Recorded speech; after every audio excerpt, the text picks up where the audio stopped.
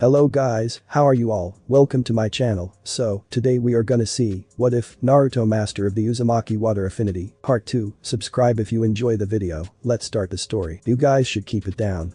A voice called out to the group. They looked over to see an older genin wearing a purple shirt and pants with medium-length silver hair pulled into a ponytail. You guys are the rookies right out of the academy, right? Yeah, what of it, and who are you? Asked Kiba. My name's Ikushi Kabuto, you're gathering too much attention to this area and I'd rather not be targeted just yet. The genin looked around to see the various dirty looks being sent their way, some were even downright murderous. Although, I suppose I can't blame you. I was much the same the first time. You know, how about I give guys some pointers? Is this your second time taking the exams, Kabuto-san? Asked Sakura. No, it's my seventh. The exams take place twice a year, so this is my fourth year. The implications of that settled in among the group, making them realize the difficulty of these exams. Naruto though was beginning to wonder why the guy was still a genin after so many attempts and still alive, as well as wondering why he was being so helpful.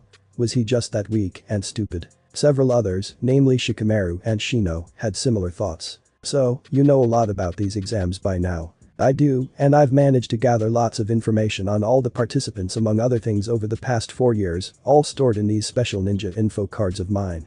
As he said this, he pulled a deck of around 200 cards from his pouch. Ninja info cards? Queried Sakura. Yes. He clarified before taking a card out seemingly at random and showing it to them, revealing it to be blank. They blank until I channel my chakra into them, now watch. He then placed the card on the ground and with a puff of smoke, it revealed a map of the elemental nations with 3-dimensional bar graphs over the participating hidden villages. This one in particular shows each of the different hidden villages and the corresponding number of genin they sent to participate. Do you also have information on individuals? Asked Sasuke. Oh well, my information is far from complete, but yes, I do. Does anyone have any ideas? Tsubaku no Gaara of Sunagakure, Rock Lee of Konohagakure, and Uzumaki Naruto of Konohagakure. He got a few odd looks from the last person. Sasuke decided it couldn't hurt to see if he knew anything about his teammate.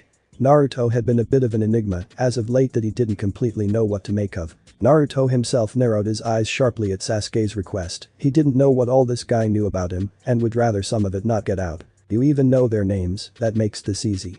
He then quickly swiped out 3 more cards from the deck before channeling chakra into one.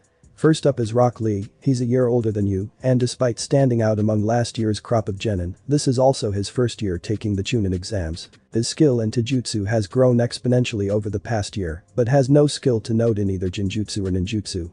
To date, he's completed 20 D rank missions and 11 C rank missions. His teammates are Higurashi Tenten and Hyuga Niji. His Jounin sensei is Mito Gai. Next up is Tsubaku no Gaara, 8 C rank missions, and wow, even a B rank mission, that's rare for a rookie. His teammates are his brother, Kankuro, and his sister Temari. There are the children of Tsuna's Yondaime Kazukiage, 4th Wind Shadow, Kinchiri no Rasa, Rasa of the Gold Dust. There were various reactions among the genin about that revelation, though they were quite surprised. Beyond that, there's not much more known about him, but there is one thing, and hear this, he was said to return from every last one of his missions completely unscathed and without a scratch. He finished gravely, the other understood the implications of such a statement as well. Last, we have Uzumaki Naruto. Naruto himself perked up, he needed to be able to move fast to prevent anything sensitive from getting out if necessary. 24 D rank missions and a C rank mission that was upgraded to A rank, that's unusual. His teammates are Uchiha Sasuke and Haruno Sakura, with his Jounin sensei being Hada Kakashi. Up until recently, there wasn't much to say about his skills, but recently his skill in ninjutsu and taijutsu had a sudden growth. Naruto narrowed his eyes here. Somehow this guy knew about his training. Not that was really trying to hide it, but he didn't like the idea of someone watching him with him knowing about it. The strange thing about him is that nothing else was available about him. Nothing was available. What's that supposed to mean? Asked Ino. She had grown a recent interest in Naruto after that day and was confused about the last bit of information. It's just that, most of the information was blacked out, you know. Classified. I think that's enough. Naruto cut in. Kabuto gave Naruto a knowing grin, causing the blind to narrow his eyes once again. Silver-haired genin. There was something very suspicious about him. Naruto perked back up. There's nothing very interesting about little Almi. He tried to play off everyone's growing suspicion. Anyway, many of the different shinobi villages bordering Hai no Kuni, Land of Fire, are participating in the Chunin exams this year. Sunagakur, Kusagakur, hidden in the grass, Amegakur, hidden in the rain, Takigakur, hidden in the waterfalls, even the recently created Atagakur, hidden in the sound, have sent a team.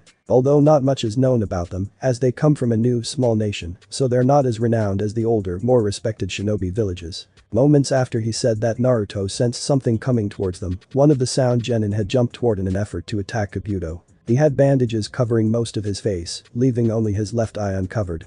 He also wore a large poncho with long sleeves, a snake-patterned scarf around his neck, snake-patterned pants, and a large furry object on his back, and a hit I-8 with a musical note on the plate on his forehead. Before Naruto could do anything, he had reached Kabuto, who jumped back to avoid the swing the sound genin sent toward him with a large metal gauntlet on his arm. Despite avoiding the swing, Kabuto's glasses shattered, but he appeared to be fine otherwise, only for him to collapse onto the ground vomiting. For someone who has been taking this exam for 4 years now, you sure are weak. The sound genin muttered. His teammates had appeared by his side. One was a taller boy with spiky black hair and dark eyes. He wore a beige shirt with 3 prints of the kanji for death down the front and was also wearing a snake-patterned scarf and pants. His hit I-8 had an attached hapuri under the cloth. The other was a kunoichi with fair skin, black eyes with very long black hair, almost reaching down to the ground, which was tied by a violet ribbon near the end. She wore her hit I-8 on her head, wore a pale green vest, snake-patterned pants with a snake-patterned skirt over it, and a snake-patterned scarf around her neck like her teammates. Suddenly, before anyone could do anything else, there was a large explosion of smoke at the front of the room. The smoke cleared to reveal around 20 older ninjas, all chunin and jounin. Alright. Quiet the hell down, you brats. A tall man with a scarred face, wearing a black trench coat and bandana-style hit I-8 announced himself. He then pointed toward the Oto genin, you 3 from Itagakur, there'll be no fighting unless I authorize it anymore and you'll be disqualified. Got it. Sorry, sir, it's our first time so we got carried away. The bandage-wrapped Oto nin said in a low, seemingly sincere voice. Is that so? Well, as I said, no fighting unless authorized, and that goes for all of you. He then cleared his throat. Now, my name's Marino Ibiki, I'm the proctor and chief examiner for the first test of these chunin exams and Takubetsu jounin, special jounin. You will follow all of my instructions when I say so. Here I am God, and what I say goes. Got it. He then gestured to several, who were each holding a box. Now this test is a written test, come up, draw a number from one of the boxes, and report to the indicated seat. Once seated we'll pass out the tests. Naruto was a bit nervous. He was aware that a written test of some sort was usually given during the exams, but despite his recent growth in intelligence, he was confident he would be able to do well. Regardless, he bit back the urge to complain and found his indicated seat and found himself sitting next to Hinata. After the papers were all passed out, Ibiki spoke again, no one turns over your papers until I give the signal. First, there are a few rules pertaining to this test. No questions, and I'm only saying this once so listen carefully. First, this test has 10 questions worth 1 point each, and a point will be subtracted for each point wrong. 2. This test is still a team event, and the score will be from a joint 30-point team total. Wait, what do you mean by team total?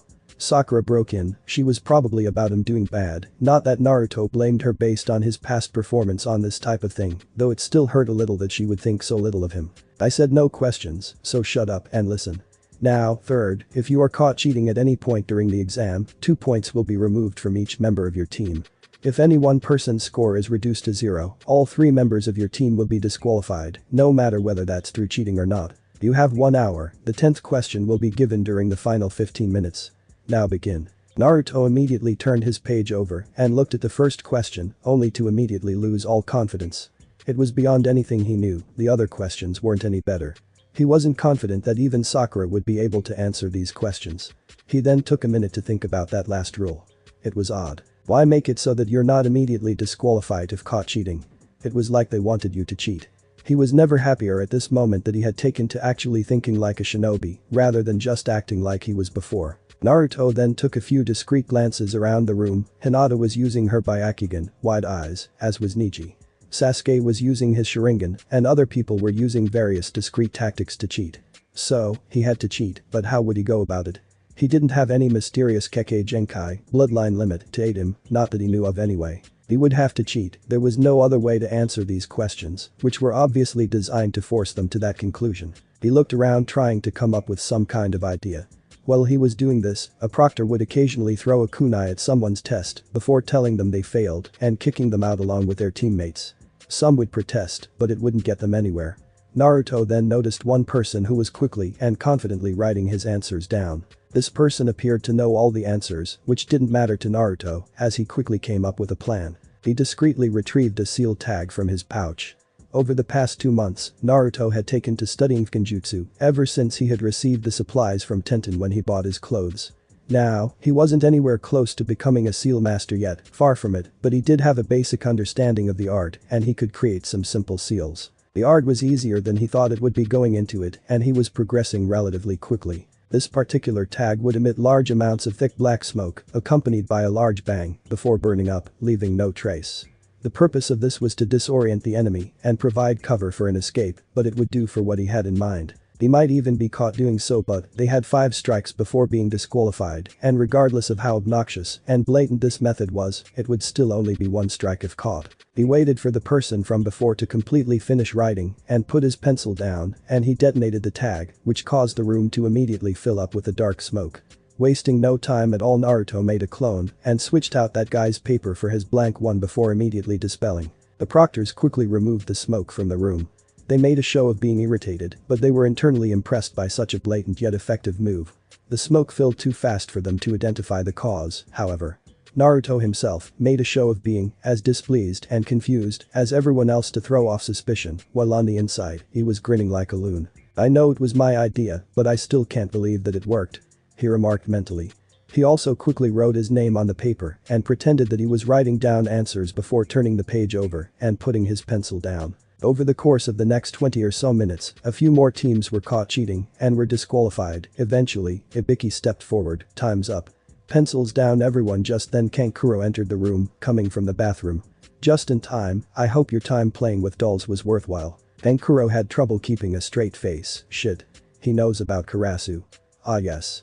Kankuro quickly went back to his seat, stealthily slipping something to Temari on the way. "Now, before I give the last question, there are a few last-minute rules." He took a long glance around the room before continuing. "First of all, you have the option of choosing whether or not to choose."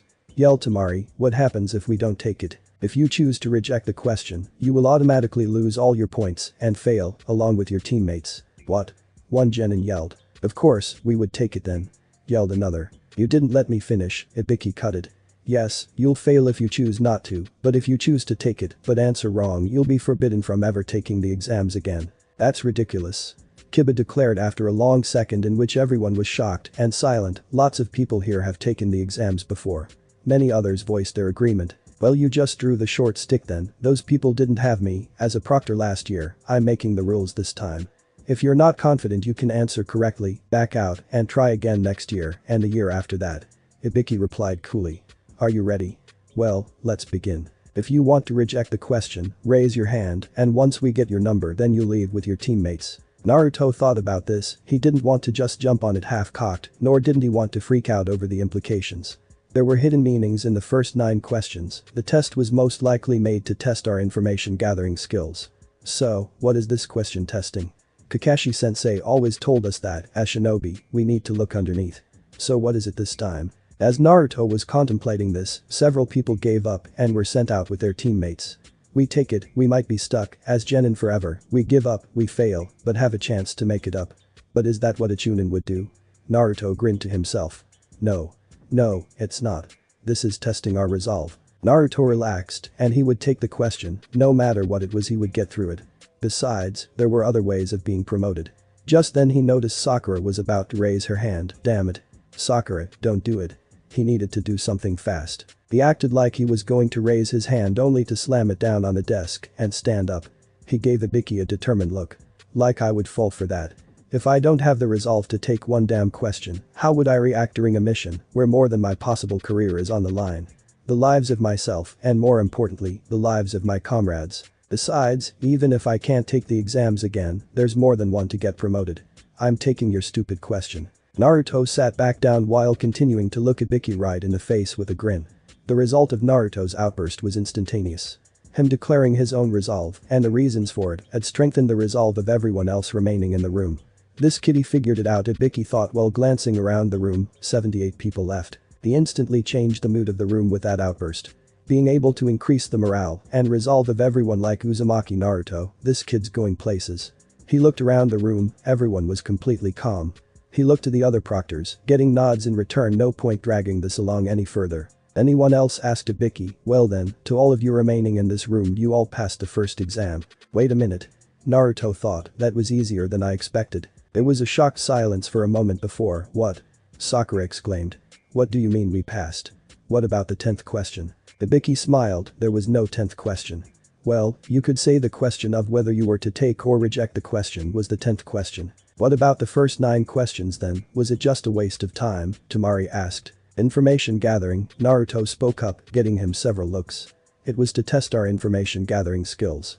It took me a while to figure it out, but that was the only thing that made sense. The kid's right. Ibiki acknowledged, and Naruto grinned. It wasn't a waste of time. It was a test in information gathering and spying. However, the questions are too difficult for most of your level to answer correctly. We designed the test on the assumption that many of you would resort to cheating, and to ensure that there were suitable targets, we placed a pair of ringers among you, Chunin, who already knew all the answers. 2 people stood up when he said this, showing that they were the Chunin mentioned. Naruto recognized one as the person he switched his test with. Of course, those who lacked the skill to cheat in a discreet manner failed. Ibiki then removed his bandana, revealing long slash marks and a number of holes where screws had been drilled into his skull, signs of torture. Naruto couldn't help but cringe slightly at the sight. To be caught spying can cost more than your life, and you may pay for it bit by bit, or you could pay in ways even more severe if you're caught and you don't realize that false information could be given. Allowing your comrades to be caught in an ambush and killed or even captured. Don't be caught. You're only doing your enemy's work for them that way, he said seriously while replacing his headband. Any who couldn't do so was removed. Weeding out the worthless, if you will. Okay, but what about the 10th question? Asked Temari. Ah, the 10th question. That was the first real test on the exam. What does that mean? Sakura asked. Allow me to explain. The 10th question was a choice between 2 options, both difficult and possibly very dangerous. Those who choose not to risk it and reject were failed, those who accepted risked a chance at never trying again. It was unfair and completely nasty. So why did I ask them? Ibiki asked rhetorically, let's assume you all become Chunin. You're assigned a mission, it's both very dangerous and contains the risk of both you and your comrades losing your lives, so do you accept the mission or turn it down, rather than risk your life for the mission? Could any Chunin honestly get away with only taking the easy jobs? Hell no. No matter what it takes. No matter the cost. There will be missions you can't turn down. Any mission could carry the risk of death. A shinobi must be willing and able to put his life down for the sake of the mission and have the resolve to go through with it, the valor to inspire courage in those around him and rid the fear from his comrades. That's what we look for in those aspiring to be Chunin commanders. Ibiki finished seriously. He also aspired a great amount of respect in Naruto, and though he didn't know it, it went both ways for Ibiki due to the resolve he demonstrated earlier. Those who can't do this, who aren't willing or able to put their life on the line to make these tough decisions, are weaklings who will only make weak decisions. In my opinion, they don't deserve the rank of Chunin at all. By choosing to accept, you answered correctly. Keep that resolve and you can conquer any and all difficulties you might face. Congratulations on passing the first exam. Then there was a large crash and a large black bundle flew through the window, followed by kunai shooting from the bundle to impale into the ceiling, revealing a large banner on which was written, "Introducing the amazing Mitarashi Anko, proctor of the second exam." Once the banner was unfurled, it revealed a woman in her 20s, most likely Anko, who struck a pose. Naruto really appreciated her flair for the dramatic, her entrance was incredible in his own opinion. She had dark purple hair, styled in a large spiky ponytail with bangs over her forehead, partially covering her Konoha Hitai. She was wearing a tan overcoat with a purple inseam and complete with a fitted mesh bodysuit that stretches from her neck down to her thighs, which did nothing to hide her sizable bust. She was also wearing a dark orange miniskirt, as well as a small pendant that looks like a snake fang on a thick cord, and pale gray shin guards. Don't get too excited, you brats. My name's Mitarashi Anko, I'm the proctor for the second exam. We're wasting daylight, people, so follow me. Ibiki then stepped out from behind the banner, which he had stepped back to avoid when Anko arrived. Care to read the mood, Anko? Anko made a long look around the room, 78 are still here. Ibiki, you passed 26 teams, you must have gone easy on them, maybe you're losing your touch. No, there are just some exceptional applicants this year, Ibiki replied. Well, no matter. I'll get him down by half at least, she said almost sadistically. It creeped Naruto out a little.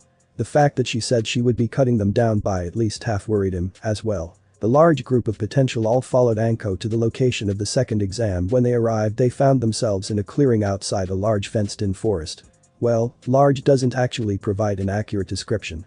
The trees must have been 50 feet thick or more in diameter and towered skyward hundreds of feet. The whole place had an ominous vibe to it, and the various sounds coming from within didn't help. The entire place was surrounded by a 20-meter-tall fence. The gates were heavily padlocked and had various signs depicting no trespassing, keep out. Extremely dangerous, and Training Ground 44. Welcome to the arena for the second exam, Training Ground 44, also known as the Forest of Death. She can't be serious. Naruto heard Sakura say from his side, with not a little fear. Naruto could understand. The place was intimidating, and the name didn't help matters any. Oh, I am Pinky, and you're about to experience firsthand why it's called that. Anko said to Sakura, who flinched, obviously not expecting Anko to hear her. Nice scare tactics, Naruto complimented sarcastically, but don't expect it to work on all of us. Before Naruto could blink, Anko was gone, and he felt a cut on his cheek, and Anko was leaning over his shoulder. Oh ho, looks like we have a tough one this year, the then licked the blood that was running from his cheek. I wonder how long you last before you spill your sweet blood, even with that tough attitude. She a fucking psycho. What the hell did I get myself into? He then felt Anko stiffen before turning around, kunai in hand. He looked to see a tall kusanin wearing a large straw hat with long black hair and a ridiculously long tongue in which they were holding the kunai Anko had thrown originally. Your kunai, Proctor-san. Oh thanks. Just don't creep up behind me, radiating bloodlust like that unless you're in a hurry to die. My apologies, I'll try to control myself, but with the sight of blood, I lost a strand of my precious hair. The kusanin said before turning around to return to where they were standing before. They actually creeped Naruto out more than Anko did. That tongue, he had to resist the urge to shudder. Sorry about that, Anko apologized, but Naruto doubted she really cared. Well, now, before we get started, Anko began while returning to her position at the front of the group. I need to pass around these consent forms. What are they for? Asked Sakura. Well, from this point on deaths will be occurring, and I want all details covered so I don't get in trouble, cause your village wanted to raise a stink out of you kicking it. We wouldn't want that to happen now, would we? Anko said with a sickly sweet smile. They're mandatory if you want to proceed, but first let me explain what exactly the second exam entails. You'll then present your signed form along with your two teammates to the booth over there. She said, pointing toward a booth in front of the fence. Now the exam itself is a no-holds-barred survival test. Next, I'll give you some basic geography of the forest. Training Ground 44 is bordered by a circular perimeter, separated by 44 locked gates at regular intervals. It comprises forests, a river, and a tower in the very center about 10 kilometers away from each gate.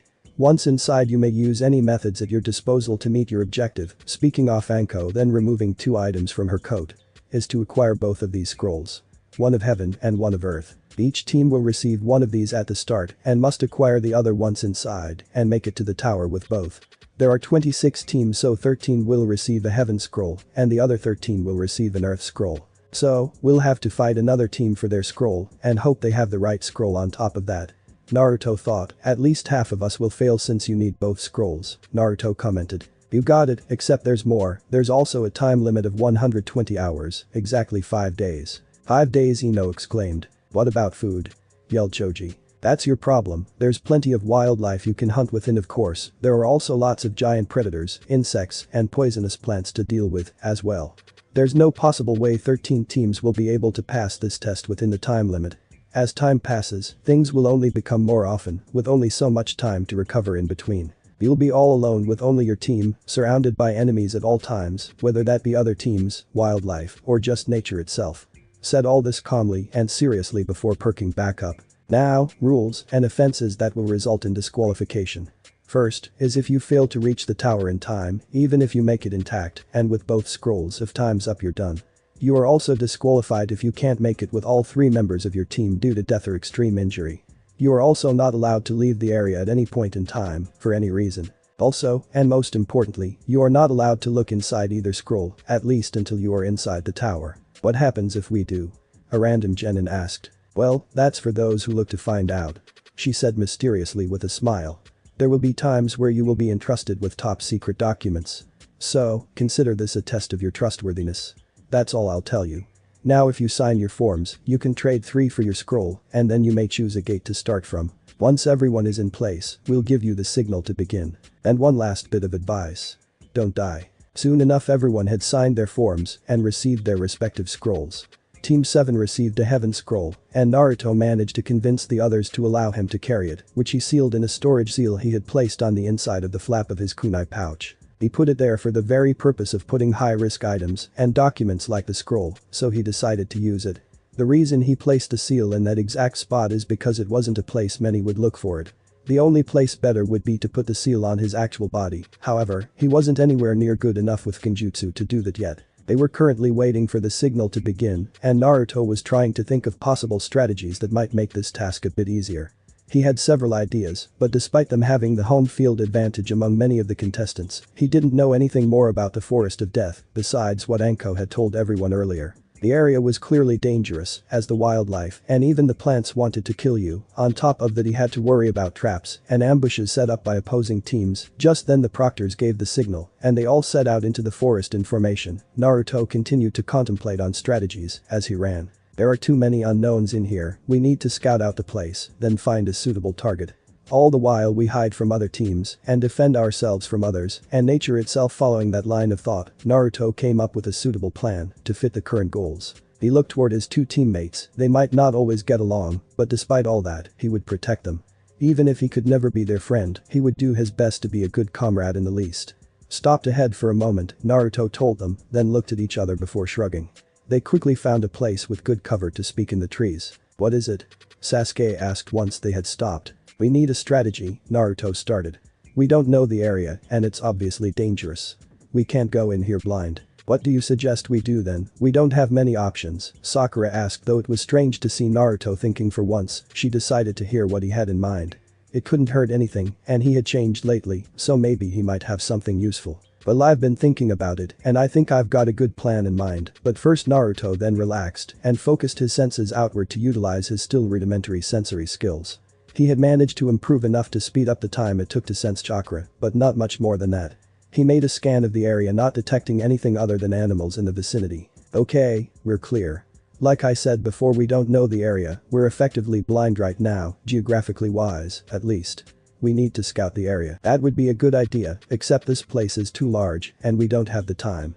Sasuke whispered. I know that's where my clones come in. He explained, while we keep our pace through the forest, my clones will scout the area and keep me informed as we go. How are clones supposed to help? Sakura questioned, they're just clones. Page Bunshin isn't like other clone techniques. Other clones are just illusions or mindless copies that only retain a portion of the user's physical skills. Cage Bunshin, on the other hand, are complete replicas of the original. They have the same intelligence, skills, and personality as the original, well, for the most part. It gets weird there.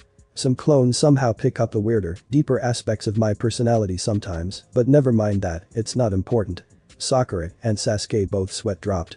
They also fully develop chakra systems so they can be used as well. However, the thing that helps right now is the memory feedback. Memory feedback? They both asked simultaneously. Yes, the Kage Bunshin no Jutsu was originally invented by the Nidaime Hokage, Senju Tabarama.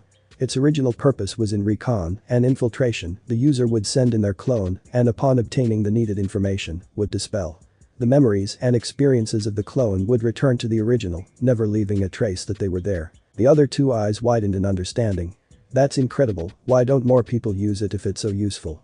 Sakura exclaimed, but not too loud. It's a Kenjutsu, forbidden technique, it's been known to kill the user through overuse. He explained simply. But how?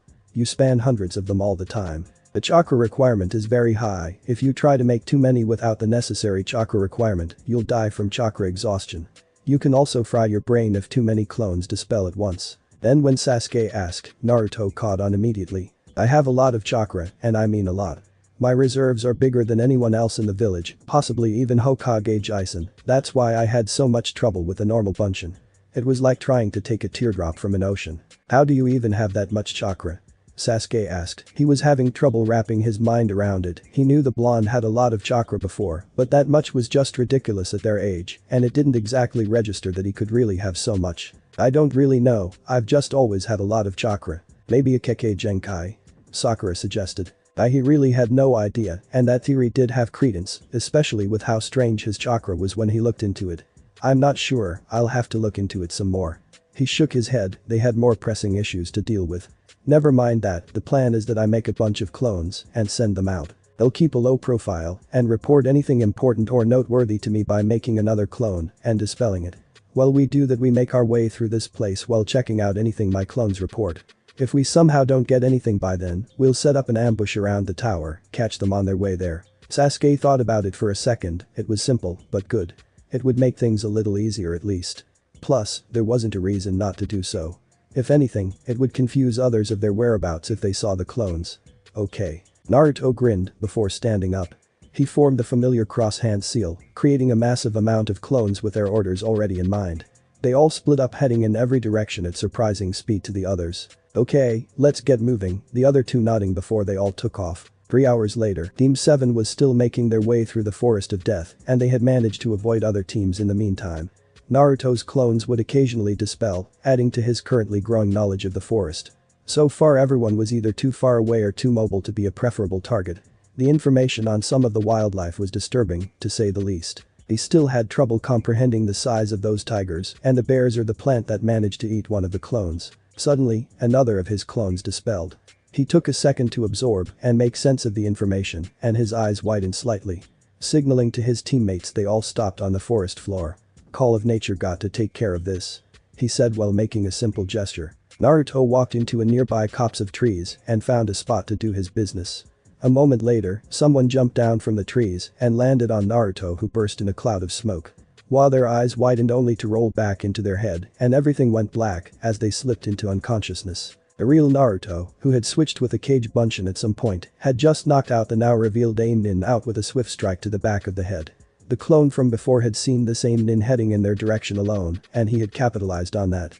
The signal he had given the others told them that they had a tail, so they were aware of what he was really doing. Giving the Aim Nin a quick frisk, he was surprised to actually find a scroll. Unfortunately, it was another heaven scroll, but he would still take it. Done with his search, he quickly tied him up and made his way back to the others, tossing the scroll nonchalantly as he walked. Yo, it was just the one, he had a scroll, but as you can see, it's another heaven scroll. What good will that do? Sakura asked. Bargaining chip and failsafe if absolutely necessary, as it is, it's still one more team out of the competition. And the guy knocked him out and tied him up, hoping his team finds him before the predators do though, Naruto remarked, not really caring. Speaking of, let's get going before anyone shows up. Yeah, good idea. Bei-chan. He quickly sealed the new scroll with the other one before they set off. We just need to find a vulnerable team to take advantage of. Preferably someone exhausted after fighting another team or someone setting camp for the night, they'll be easier to ambush. Have your clones found anyone yet? Sasuke queried. Naruto shook his head. Not yet, several are tailing any teams, but if any are vulnerable, they're either too far away or haven't been found yet. However, it's still early. He suddenly froze and faltered for a moment before he regained his balance. Naruto? Sakura asked, confused by his sudden loss of balance. New rule, he started seriously, we stay out of the northeast sector. Why? Naruto slowly turned in her direction. Spiders, he explained bluntly. Spiders? Big spiders. How big? She couldn't help but be startled slightly about his grave look. Naruto seemed to look off in the distance for a moment before turning back. It ate me. She shivered. Once Naruto recovered from the memories of being eaten by a giant spider, he purged the experience from his mind, and they moved on. However, things quickly went south from there, and the next thing he knew, he was sent flying by what looked like a large phaeton. Oh, the hurt, he whined to himself as he picked himself up. He took stock of his location. His team was nowhere in sight. Next thing he knew, his danger sense was screaming at him to move. Unfortunately, he decided to jump up only to see the massive snake bearing down on him. Oh shit. The next thing he knew, he was swallowed by the snake hole. Fuck. Shit. Not good. I'm not ready to be eaten, not again. Nor ever. He scrambled to come up with a way out. He needed to get back to his teammates. Someone had managed to get past his clones before he noticed, and that wasn't a good sign. He just needed to get out of the snake first and foremost. Plan O. He shifted his arms so he could get his hands together and formed a cross, and despite his situation, grinned, Kage Bunshin no Jutsu. The snake, who was feeling satisfied by his recent meal, immediately felt a great amount of discomfort before bloating and exploding in a gory mess.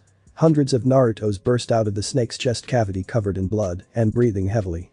They quickly began to spell, leaving one Naruto still breathing heavily on the ground.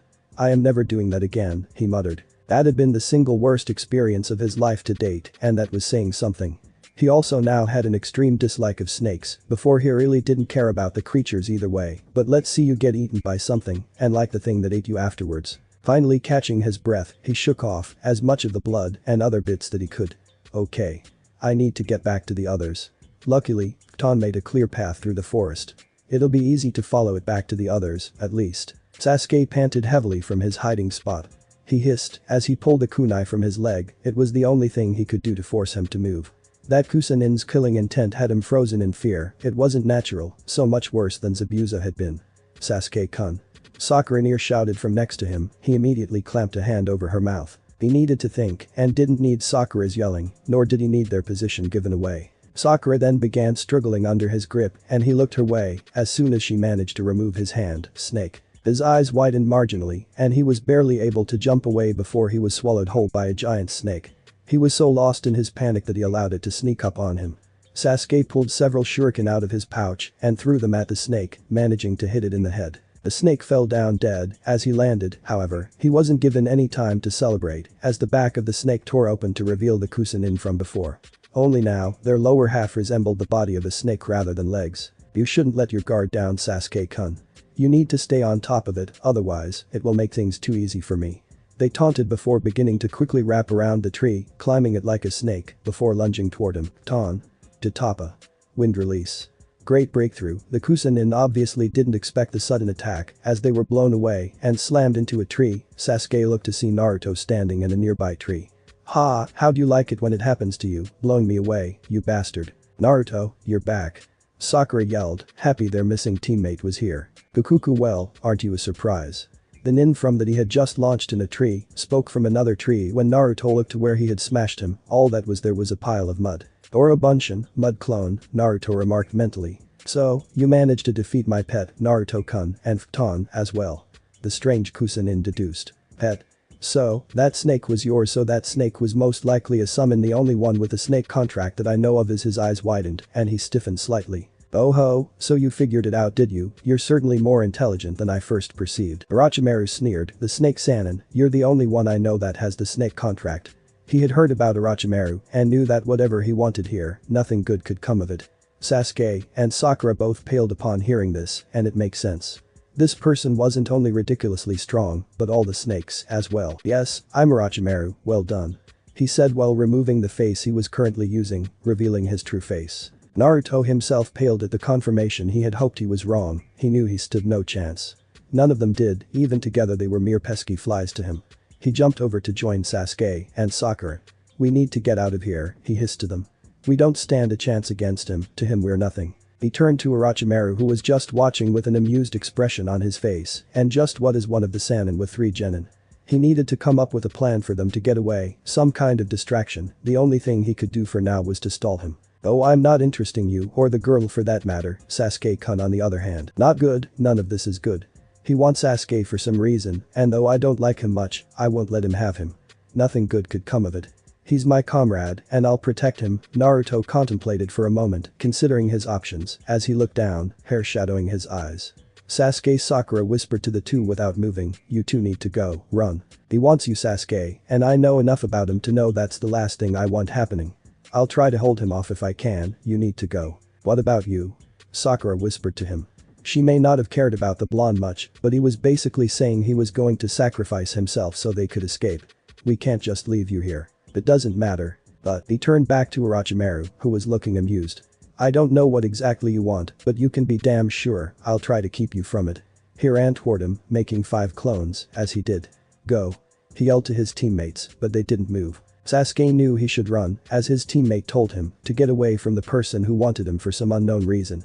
However, he couldn't find the will to move, not while Naruto was trying to hold off Orochimaru merely so he could get away, most likely at the cost of his life. Naruto's clones engaged Orochimaru, who merely weaved between his attacks before spinning in a kick, dispelling one of the clones.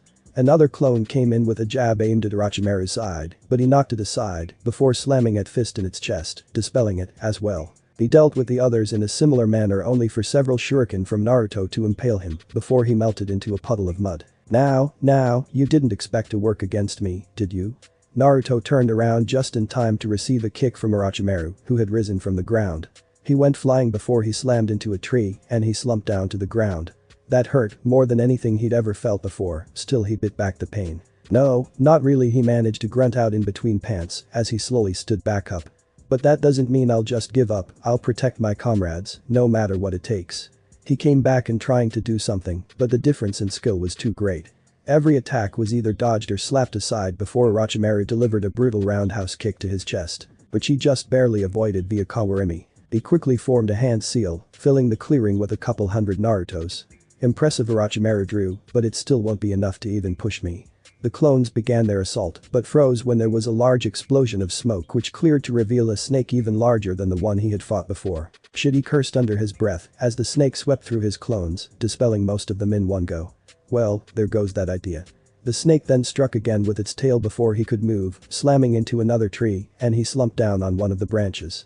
That hurt even more than the last time, his ribs were cracked if not broken. Despite that, he couldn't stop yet, though it really didn't matter anymore. His teammate never moved from where he left them, obviously not having listened to his plea for them to run. He watched as the snake turned its attention to them. No. I can't let them be hurt. He felt a rush of power as he felt the pain in his chest lessen and stood back up, not noticing as his eyes changed from blue to red and his pupils elongated into slits, his whisker marks thickened and his canines lengthened. The snake lunged at his teammates and he burst forward with newfound speed and slammed a fist into the snake's head, which crumpled at the force. Oh, if this is what I think interesting, Orochimaru said to himself, growing increasingly more amused at the situation as he blew Naruto away with another gust of wind, sending him crashing away once again. Sakura and Sasuke watched as this all happened, shocked at the power the blonde seemed and the amount of punishment he took in turn. Is this really Naruto? Was Sasuke's thoughts as he stood frozen in place when the snake shot forward once more. Only to suddenly find himself looking at Naruto a moment later, holding back the snake. I told you to run, you idiot. Naruto spoke in a deep, gravelly voice, his now crimson and black-slitted eyes looking into him. Before Naruto could do anything else, he found himself ripped away and in front of Orochimaru, his tongue wrapped around Naruto's neck. Ugh, what are you? Naruto grunted, clawing at the appendage that was choking him. You were much better than I anticipated, to be completely honest, but I'm afraid I'll have to finish this now. He said clearly to himself, despite the tongue hanging out of his mouth and wrapped around Naruto. Orochimaru then lifted up his shirt, revealing the seal displayed on his stomach. So this is where it was sealed. Heightened emotion seemed to allow its chakra to leak out. We can't have. Orochimaru draw his hand back, his fingertips glowing with an eerie purple chakra, Gajumfkin. 5-element seal. Naruto's eyes widened as he was struck before they rolled into the back of his head, his features returned to normal as Orochimaru dropped him to the ground unconscious. Naruto woke to a steady dip in, he lifted himself to himself in something resembling a sewer, with water up to his ankles. The place was made up of dark, cracked stonework pipes running along the walls and ceiling, with torches here and there giving the place an eerie glow. The pipes himself gave off a glow, the smaller ones glowing a soft blue and the thicker ones giving off a harsh crimson. Only the whole place seemed constricted. Like it was compressed, the pipes were cracked and dented in places, the glow also varied, being brighter in some places and duller in others. It didn't seem right. He was confused and didn't know where else to go. The last thing he remembered was Orochimaru hitting with some strange technique, some seal, and then nothing. Having no idea where to go, he started walking down the tunnel, fooling some unwritten path. Eventually, he found himself in a large chamber with no clear ceiling, which seemed to reach upwards endlessly. He continued forward uncertainty, soon spying something in the distance which turned out to be a pair on large golden gates, held together with only a single strip of paper, with a kanji for seal on it. Naruto now had a pretty clear idea of where he was, and his thoughts were only confirmed when a single baleful crimson eye opened in the darkness. So, it's you, the jailer comes to meet his prisoner at last. A loud, deep, gravelly voice spoke as the darkness lifted, revealing a gigantic fox with rabbit-like ears and orange-crimson fur, 9 swishing tails trailing behind it. You're the Kyuubi, aren't you? This is the seal. It was a statement, there was no other place this could be, though he was surprised to find himself in the presence of one of the Biju, and the strongest no less, he wasn't really afraid. Which surprised him honestly. Ninjin, come closer. I'd prefer not to be eaten, so, no thanks. He huffed, well, at least you're not a complete idiot and you've been interesting lately, so there's that. So, you can tell what goes on outside. Sometimes, better than my previous containers at least, more comfortable too, despite how it is in here. You've been sealed before. Naruto wasn't aware of that, it made him wonder about some things. What was the last one like? Why should I tell you? I have nothing to gain from it. Why not? Naruto shrugged, though, I suppose you don't have to tell me if you don't want to, not as if I could ever force you to do anything. I suspect you may not be happy with me, being your container and all, seeing that you're not anything like you imagined you to be. The Kyuubi cocked its head slightly in surprise. What do you mean? Well, you seem to be intelligent, and if you're intelligent, you must have feelings. Even then, I would have you to be just a mass of rage and power, but that doesn't appear to be the case, or maybe I've just caught you in a good mood. Naruto rubbed the back of his head nervously as he spoke to the massive Biju. You're strange, most in your position would be either groveling at my feet, running for their life, or making demands of me. He seemed honestly confused to Naruto. He had lifted his head to peer more closely at the blonde with his head cocked slightly. You're too polite, too nice, and I can't sense any sort of deception coming from you. Why? Naruto took a moment to respond, thinking about his answer. I put a lot of thought into what I'd say when we met. I knew I would have to eventually, if not through me just doing so by accident, like now, then out of necessity, I knew I would eventually meet. At the start, I wanted to just rage and yell at you for making my life the way it is. Maybe I'd just charge in here and demand you let me use your chakra like some idiot, calling it rent, that, and plenty other scenarios. Now, I find myself here, and I can't hold any of that against you. You didn't want this any more than I did, it would be fair. You're obviously an intelligent being and, as far as I can tell, somewhat peaceful if you want to be. So, I guess somewhere along the line I decided to just treat you how I would want to be treated in your place. Iwubi just stared for a long minute like he was trying to solve a particularly difficult problem before he started laughing. He roared with laughter for at least a solid 30 seconds, making Naruto a little nervous before he finally calmed down. Haha, you sure are an interesting little ninja. I haven't met anyone like you in a very long time. He put his head back down to Naruto's level, laying on his front paws, looking Naruto right at Naruto. Well, I suppose I don't mind telling you about my previous containers. They were both the same one after another. I was suspended in the air and chained to a small moon by chains with spikes pierced through my tails and limbs. Naruto cringed, that sounded incredibly uncomfortable. He could see why he might have been a little more content with the new one. That sounds horrible. Yeah, pretty much, at least this one allows me to move around a little, even if it's only this much. Who were they? If you don't mind me asking. Well, they were Uzumaki like you. The first was Uzumaki Mido, wife of your Shadame Hokage, who cursed Senju Hashirama, and the second was your mother Uzumaki Kushina. Naruto was a little shocked, the others were Uzumaki too. His mother was the container before him too. He had always thought that his name was just something given to him, but there was apparently something more to it than that, and the fact that Shadame's wife was one too, there was definitely more. I don't even really know what to say to that. Thanks for telling me. It makes no difference to me, I'm just tired at this point, after 100 years of it. Like I said, at least you're interesting. Naruto didn't exactly know what to say. This whole conversation was confusing to him. He didn't expect the Kyuubi to be like he was. He was curious and sarcastic rather than angry and murderous. Still, thanks, it's brought up a lot of questions I'll have to do once I awake. What is this place anyway? I guess you could say it's like your mindscape, a physical representation of your mind. I guess that makes sense, except something seems off, like it's broken or compressed. Something happened when that snake bastard used that seal on you. My chakra feels compressed. No doubt your control will be shot too, you'll have to get that removed. Make sure you don't die, because if you do, I do, and I don't feel like dying. Well, fuck. That'll be a problem. Naruto muttered to himself. Orochimaru said Gajimfkin, I haven't heard of it, but it was an odd-numbered seal, being 5 in this case, over your seal, which looked to be 8, so it must be disrupting your chakra along with my own shit. That seems to about sum it up. At least you're smarter than you were. What I did get out of you from before, it was embarrassing. Naruto cringed, he was realizing how stupid he used to be, and was determined not to fall back into that.